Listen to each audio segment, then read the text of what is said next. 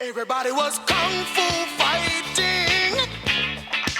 Those kids were fast as lightning. You're not kung fu fighting with her. Oh, that's right. We're going to battle. We're going to battle, as they say. Welcome back to the Stockwell Eldridge Kung Show. fu kicks in there. I did some kung fu mom fighting the other day with my kids. It didn't work out very well. Did you get injured? No, I'm Yes, just I kidding. I'm just did. kidding.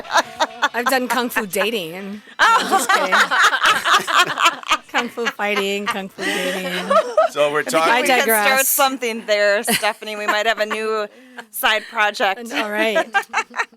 You're Feng out. Shui dating. That's good. Yeah. They get the kung fu kick out Yep. the door. Oh, that type of. I get what you're Yeah. saying. I get what you're Chop, chop, you're out.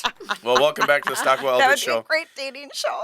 As you can tell, we're having a ton of fun talking about Feng Shui. Jason And, forgot what it was like to be back with all of us. Yes, I did. A lot of energy. My kids had a lot of energy, I thought, but you guys have a lot more. No, I'm just kidding. Oh, well, that's good. Hopefully right. it's So we're with positive. Kim Jeline. She's findingyourfiji.com. She's a shift master and health, harmony for your heart, harmony for your head, harmony for your home.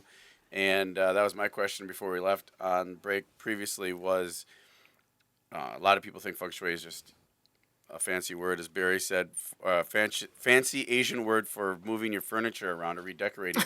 But what is it for the heart and your head? I mean, what is that part of it? Yeah. So part of my gifts are I'm an intuitive also. So I What does that actually mean? do. It means I'm a psychic. It's kind of a psychic. calmer name for a psychic. Really? Yeah. So An intuitive. I'm an intuitive, and I do, so that's part of what helps me too. When I come into a space, I actually feel the energy of the space, Yep. and I can kind of feel when something's off. And even before I meet with people, I had a client, a realtor actually, that couldn't sell this house. Beautiful house on a corner, nice neighborhood, all that stuff. Wasn't selling. And I'm like, did somebody die in this space? And she didn't know, but she went back and asked the client, and sure enough, somebody had died in the home. And so I went in and energetically cleared it. And we did a few feng shui adjustments, just very simple things. And the second showing in the house sold. Really? Yeah. You So know, it in our shifts. business right now, especially with the way things are, you know, we work with a lot of older clients that have been in their Yes. home a long time, and maybe one spouse or maybe both passed, and it's in the state. Yeah. You know, and it's not always fun to talk about, but that's a great. So important to know that. Yeah. Yeah, it is. a great point on that.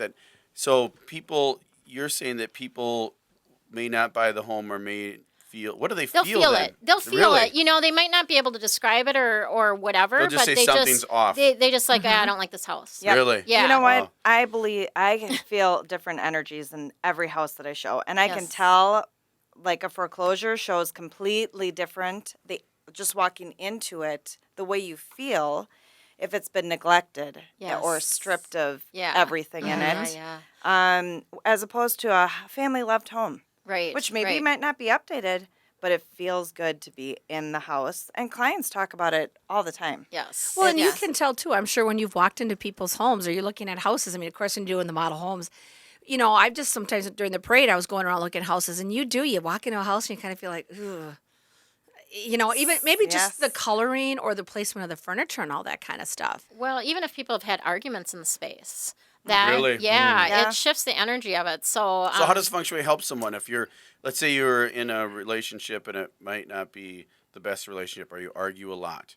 Can feng shui help that? Yes, definitely can help Really? that. Yeah. Well, there's certain circumstances in the home, like if you have a sink and stove across from each other, that can cause a lot of arguing. If you have doors that bump up against each other in different parts of the house, that can cause arguing. So there's things that we can physically do about that.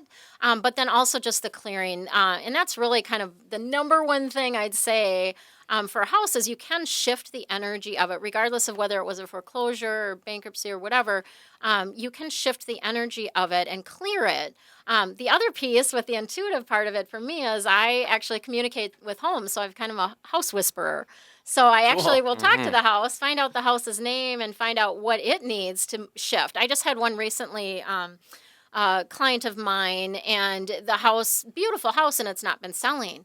And so I had a conversation with the home. I energetically cleared it remotely, and then I also had a conversation with the home, and the home didn't want to let them go. They love this family. They don't want to let the family go. So I had to talk in with the house, and I said, hey, their kids are moved on. They want a smaller space. And we had discussion. And sure enough, right after that, boom, boom, boom, tons of showings. Like they hadn't had a showing in Really? months. And then boom, lots of Now, showings. I realize there's people out, if you're listening right now, some of you might be thinking, cuckoo. Right, yeah. What? Right.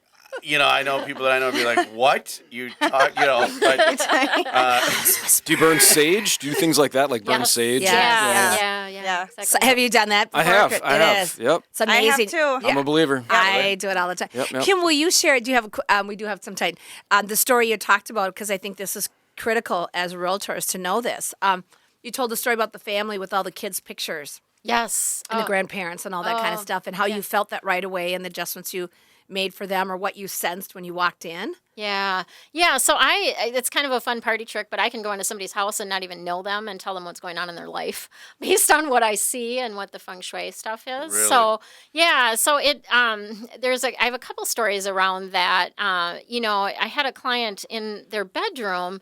They were having some difficulties in relationship, and I go in their bedroom, and they've got, whenever a relative died, they kept like the little card, and they had like a little stack of them in their bedroom, and I'm like, this is like the dead card energy. from the funeral? you mean? Yes, yeah, exactly. a stack So of 'em. they've got a stack of this sort of dead energy in the space. But isn't that like in memory of them? I mean, kind of a Yeah, but not in the positive- bedroom. Oh, really? Yeah, you don't So want that that's in the what I bedroom. was saying. People Yeah. think like Did she's not not know going to that. tell you to get rid of it or throw it, but No. like, or ashes, like it urns. in a People have different like place. A that's good Maybe. friend of mine Yeah. passed away, committed suicide, and I have his. It's in our bedroom. I have his. Yeah, you should only have pictures of you and your spouse in the bedroom, not even the Really? kids. Wow. Because that will get, then that will come between you and a relationship, and it's just not. You can put them other places in the house. There's So plenty find of other another. places. I did not know. I Keep learned it, but something put it new in, every day. in another Wow. place that Mm-hmm. will maybe bring more memory. Okay, so sorry, on Kim. them. So- Continue on with this story. I like this. Yeah, so that's sort of one thing, and then the other, I have some cousins in California, and I was telling them that I could say what was going on in their life, and they're like, well, what can you tell us about us? And I said, well, I think that your kids and grandkids who are grown are like draining your money, and they both looked at each other and they're like, how would you know that? Well, they have all the pictures of these kids and grandkids right in their wealth corner. Like that was like their whole wealth corner of their home was all the pictures of kids and grandkids and stuff like that. So Wow. just energetically, I was feeling like it was draining. So that's what she's saying. Just move the pictures, like, again, want to have pictures of the kids and grandkids in the Yeah, house, yeah, right? exactly. Love that, Yep. but maybe Put it in a different placement spot. of a Put 'em in different the spot. family area. And it does. I'll tell a quick story. I mean, I did the same thing at my townhome. Had somebody come. Kim wasn't certified in feng shui at the time, so I had another friend who was getting certified, and had this area next to my fireplace where my stereo VCR, and I had all these cords, and the VCR, and all these things were like all stacked on tables. And she's like, you got to clean that up, all these cords. And it was kind of an eyesore, but I'm like, I don't know. What do I do? Just throw a sheet over it? And she's like, no, build a nice little counter space or cupboards. You could do that. And that was my partnership area of my house. I did that, and I'm not kidding you. 3 days later, I met my boyfriend. Now, he's no longer my boyfriend, but I'm telling you, it's like, and like I said, what did I had to lose? I built this beautiful space, and it looks wonderful now. Yep. I'm glad it's Yep. done. Okay, so it brought me a boyfriend. Who cares? Even so, I still got a nice space there. But I would have never thought about it that way. So Yeah, it makes you look at your space differently. I mean, that's the one thing that I see over and over again. People are like, "Wow, I'm going to go home and you look at your stuff differently." can you, So- that card that you have, I'm sorry, Don. Yeah. I was just going to ask about that card. So does this represent Can you put it on your website? Is it- different? Well, here we led the show with this term, bagua. Yes. Bagua. We haven't talked about it yet, so in Exactly. the last segment here, we will let you know. Bagua. We have one more segment left to let you know what bagua is, and then get into that piece of it, or And you can tell us the definition of. Can we bagua find right that on your website? Yes, you can find it on the website. The Bagua is essentially a mental map of your space. So every area in your space, whether it's your home or your office, even your desk, correlates with an area in your life. And so that's where we use this map to figure out, if you've got something going on in your fame area, for instance. I had a client that was having trouble with some online reputation stuff.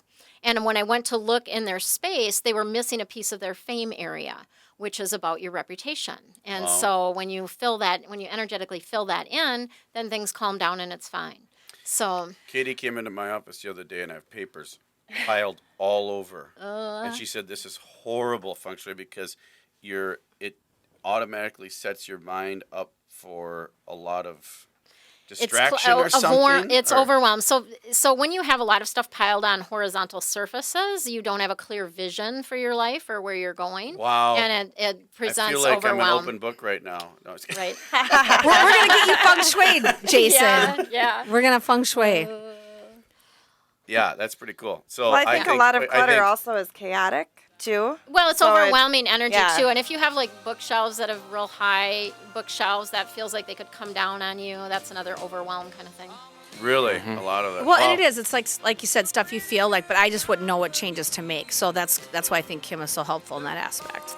We'll be back with more tips and the definition of what bagua is and how it can help you probably. Again, it's Jason Stockwell with Remax Results. Don Eldridge Remax results. Chris Harrington. Dream